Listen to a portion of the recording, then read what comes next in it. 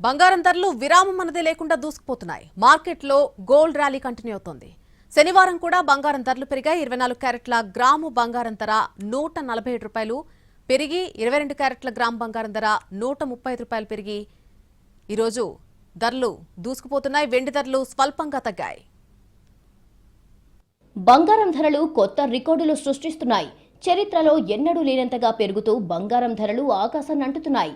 ప్రస్తుతం real estate, mutual funds, stock market కంటే సురక్షితమైన పెట్టుబడిగా బంగారం, వెండిని భావిస్తున్నారు ఇన్వెస్టర్లు. దాంతో బంగారం, వెండి ధరలకు రెక్కలొచ్చాయి.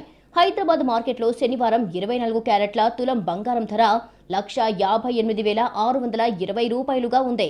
శుక్రవారంతో పోలిస్తే 24 క్యారెట్ల తులం బంగారం ధర ₹1,470 పెరిగింది.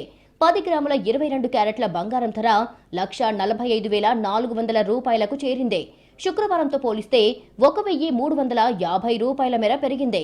హైదరాబాద్తో పాటు విజయవాడ, విశాఖపట్నం, ప్రొద్దుటూరు లాంటి ప్రధాన మార్కెట్లలో ఇవే ధరలు ఉన్నాయి.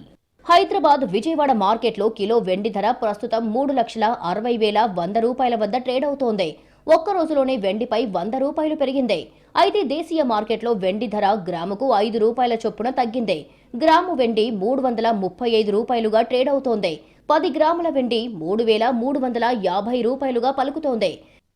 2026 చివరి నాటికి అంతర్జాతీయ మార్కెట్లు ఔన్స్ బంగారం $5,400లకు పెరుగుతుందని బ్రోకరేజ్ సంస్థ గోల్డ్ మ్యాన్ సాక్స్ అంచనా వేసింది.